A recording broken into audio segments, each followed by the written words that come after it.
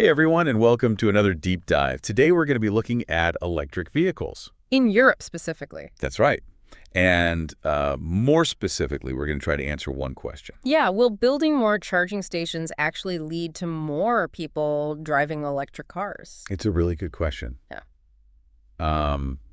You sent in an article from Euronews. Yeah, it lays out some of the challenges and, the opportunities. Absolutely. It's a fascinating article, and I can't wait to dig into this. Me too. So the article, starts off by, highlighting Feeling this tension, right, between the growing popularity of electric vehicles, but then, is the supporting infrastructure keeping pace with that? Right. I mean, EV batteries are getting better and better. Yeah, in terms of range. The range is going up.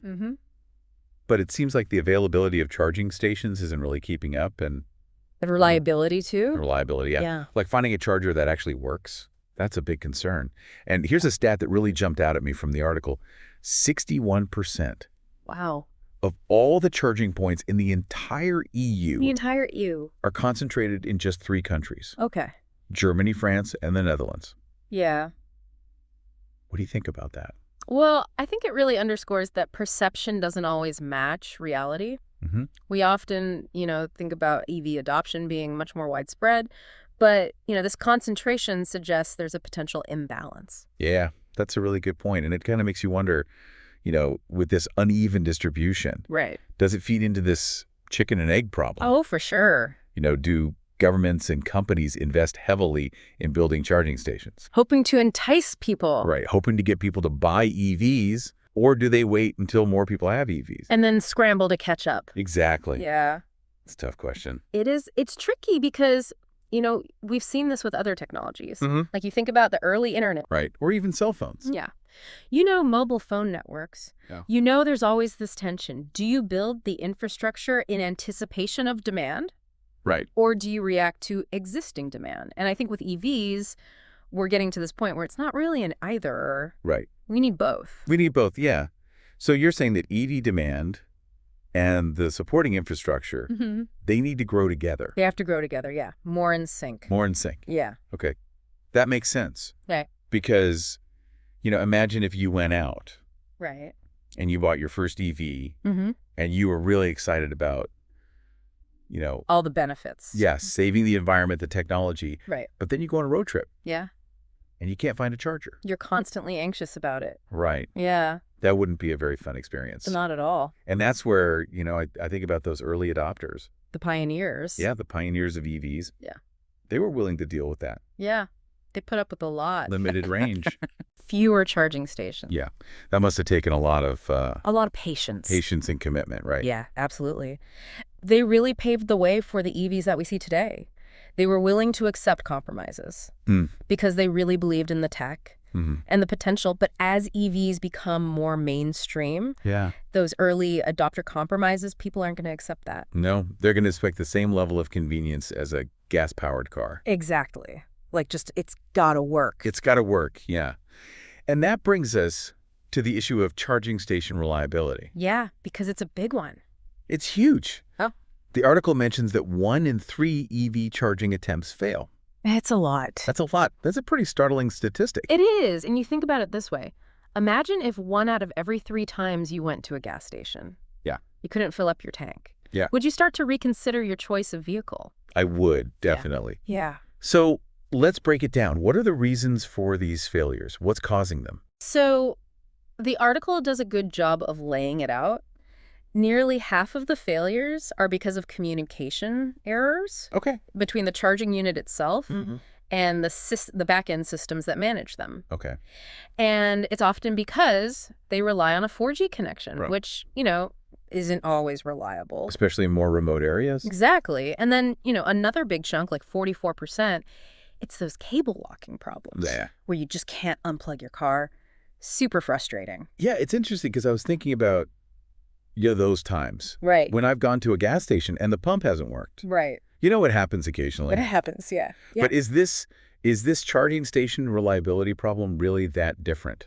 I think there is a difference because with gas pumps, we've had decades Yeah. to refine that experience, Right. make it almost flawless. Yeah. But with EVs, it's still early days. We're still figuring things out. Right. And those early adopters, they were tolerant of those hiccups. But as EVs go mainstream, that patience is going to wear thin. Right. If charging an EV isn't as easy Mm-hmm. and reliable as like buying a snack from a vending machine, Yeah. something that we just expect to work every time, Right. there's a real risk people will just be discouraged Yeah. and not make the switch. Okay, so reliability's got to be there. It's key. Yeah. What about payment? How does payment work at these charging stations? Yeah, the article touches on that too, and it seems like we're moving in a more user-friendly direction. Okay, good. Because in the past, you needed a different app for every charging network. Right, so like if you went to a different gas station, Exactly, a different app every time. maybe it would be chaos. It would be a nightmare. Yeah. Luckily, the industry's recognizing this. We need to simplify this. Okay. So more and more stations are going with a plug-and-pay model, Okay. where you just tap your credit card. Easy. Yeah, I like it. that's the way to go. So things are getting better, it sounds like. But I also remember the article mentioned the European Union But right? has some pretty ambitious goals for EV charging. They do. I mean, they want to have 3.5 million charging points across the EU by 2030. Okay. And to hit that target, they would need to install something like 410,000 chargers per year. Wow. And how many are they installing now? It's about a third of that. Okay, so they have a lot of work to do. They've got to triple the rate. Yeah. But here's the thing. Those targets, they're not actually binding on companies. Oh, okay. Like the charging station manufacturers or the energy providers, it's actually on the EU member states themselves. Okay, the individual countries. Yeah. Okay, so each country has to figure out. They got to integrate it into their national policies. Okay. And, it gets even more specific than that. They also have a requirement for fast charging stations Okay. along these main transportation corridors. And the goal is to have a fast charger, Mm-hmm. at least 150 kilowatts, Okay. every 60 kilometers along the main EU routes. And that starts in 2025. Okay, that's coming up soon. Yeah.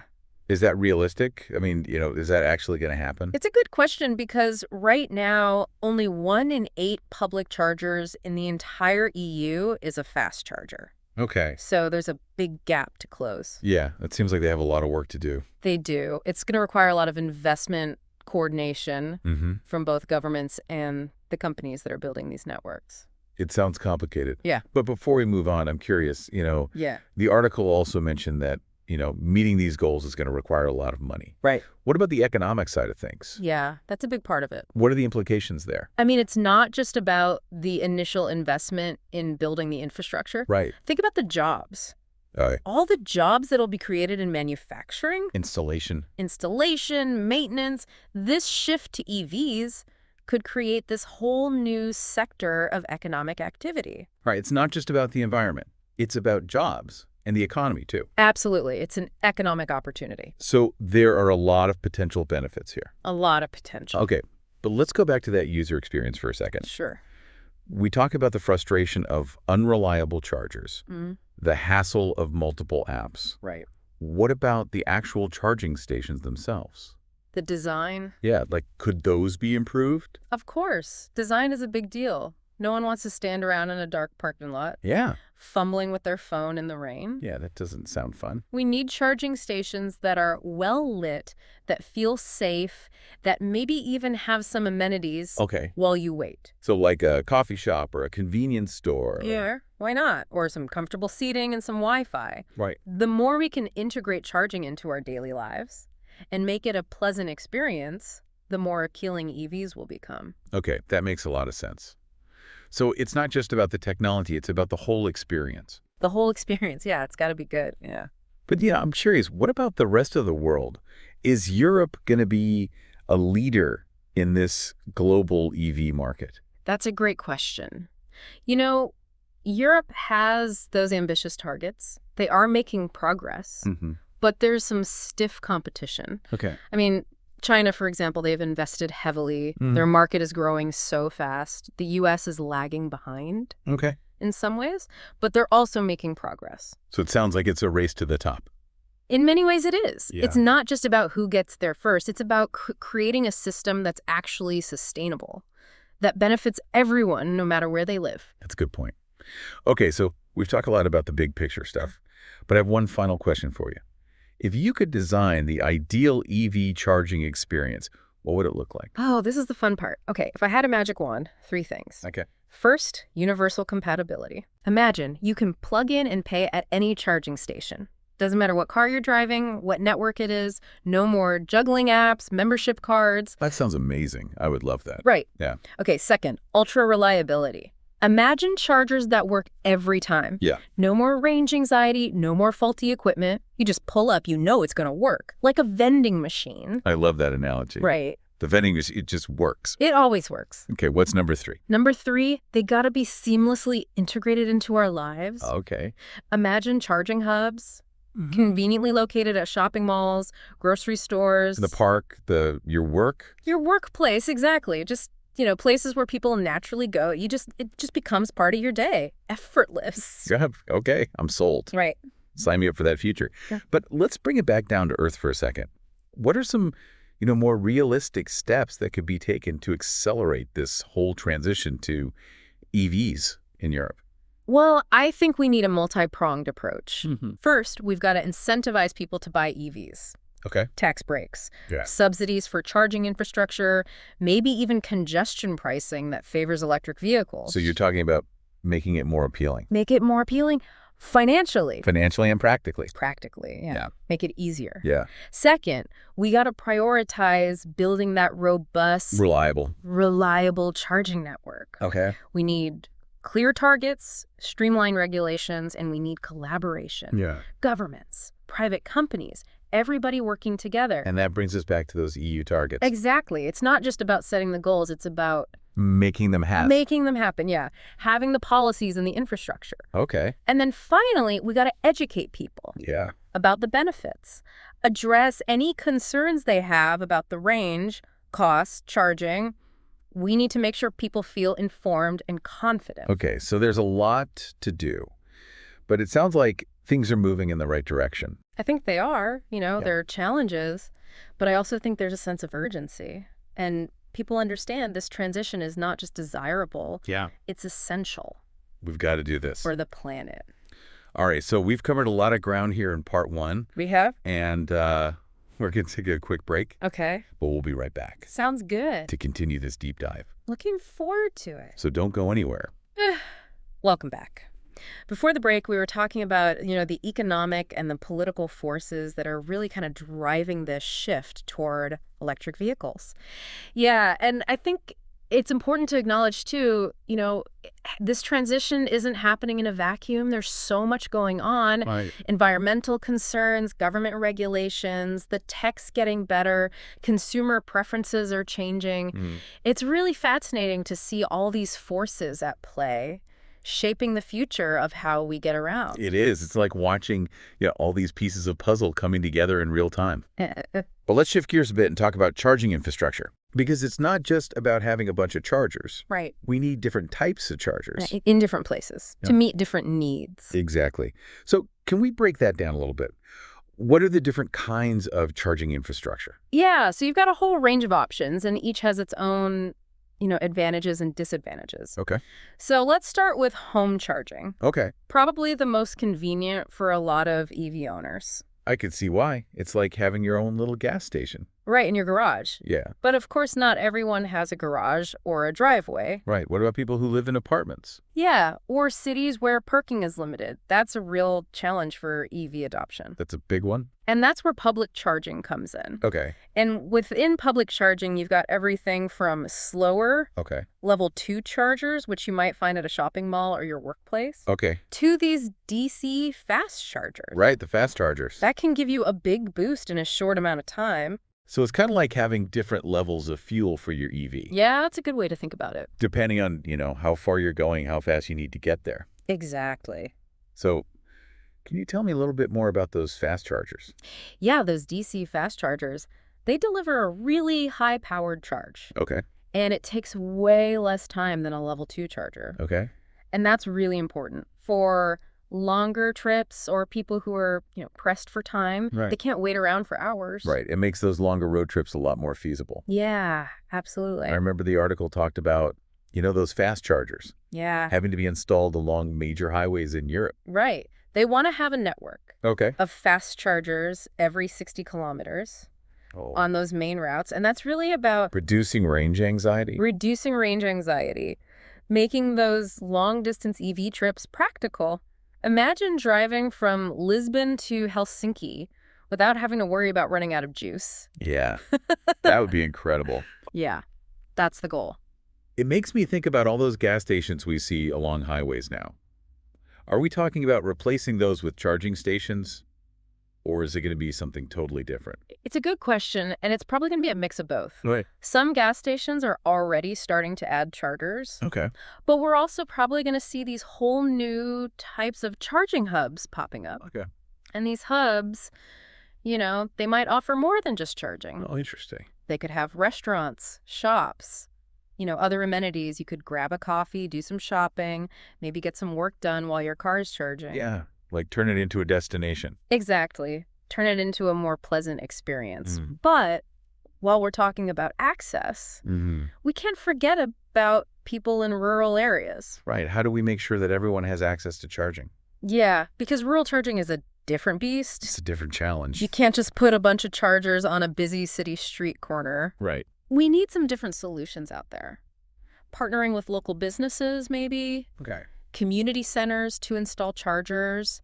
Maybe even look at some innovative tech like mobile charging units. Oh, wow. So like a mobile mechanic comes to you. Exactly. Bring the charger to the car. I love that. Okay. Okay, so it's about being flexible, finding solutions that work for different places and different people. Yeah, we got to be adaptable, anticipate future needs. Right, because as more people get EVs, Right. We're going to need more chargers. We need to be ready for that. I got to stay ahead of the curve. Absolutely. Okay, so we've talked a lot about the technology, The infrastructure. the policies, but at the end of the day, Yeah, this all comes down to people, right? it does. It's about changing how we think about getting around. Right. Challenging those old assumptions about what a car is and what it means to drive. So it's not just about plugging in your car, It's about plugging into a new way of thinking. a new vision for the future, where transportation is cleaner, more sustainable, and more accessible. For everyone. And we encourage you, the listener, to keep exploring this topic, ask questions, have these conversations about the future. Yeah. The more we talk about it, The better. the better the solutions will be. And speaking of solutions, before we wrap up today's deep dive, I want to leave you with one final thought. We've covered a lot of ground. We looked at the challenges, the opportunities, the complexities of building this EV charging infrastructure, different types of charging, user experience, making it accessible. But like we said, this transition to EVs really depends on people. It does. It depends on all of us. So here's a question for you to think about. Okay. Imagine you were in charge of making those EU goals a reality. Wow. Okay. What would you do? That's a big question. It is. How would you balance that need to expand quickly Right. with making sure it's reliable and a good experience for users? Right. How would you solve the problem of rural charging? We want you to think critically, consider different viewpoints, and imagine the future that you would like to see. That's a great challenge. Okay. Okay, so we're going to take a quick break, but we'll be right back to wrap things up and offer some final thoughts. Welcome back to our deep dive into the world of electric vehicles. And before the break, we're talking about ensuring access to charging for everyone. Right, not just people in cities. Yeah. How do we make sure that the benefits of, electric vehicles are available to everyone no matter where they live or, their circumstances? It's a good question, and I think one approach is to think about charging not just as these standalone stations, but as part of a larger ecosystem. So, maybe integrating charging stations into places like libraries, Community centers, or even, grocery stores, right, where people already are. Yeah, make it convenient. Make it more accessible, especially for folks who might not have easy access to home charging. Yeah, and it leverages those spaces that are already there. Exactly. What about those mobile charging units that you mentioned earlier? Oh, yeah.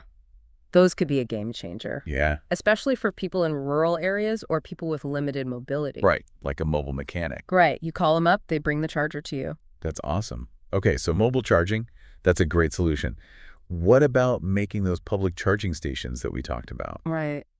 more accessible and user-friendly? Well, a big part of it is just making sure that they're designed with accessibility in mind from the start. Okay. So, enough space for wheelchair users, clear signage, payment systems that are easy to use for everyone. So it's just being thoughtful. Yeah, thinking about everyone's needs. Okay. Yeah. We've talked a lot about, the practicalities, but Yeah.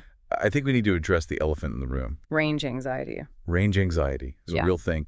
A lot of people are hesitant to get an EV because they're worried about running out of charge. Yeah, and I think a lot of that comes from, just not understanding how EVs work, Right. how far they can go. So how do we address that? Well, education is a big piece of it. Okay. Public awareness campaigns that, show people what modern EVs can do, debunk some of those myths about range. Okay, so education. What else? I think we also need to highlight the positives. Okay. EVs can actually save you a lot of money. On gas. On gas, on maintenance.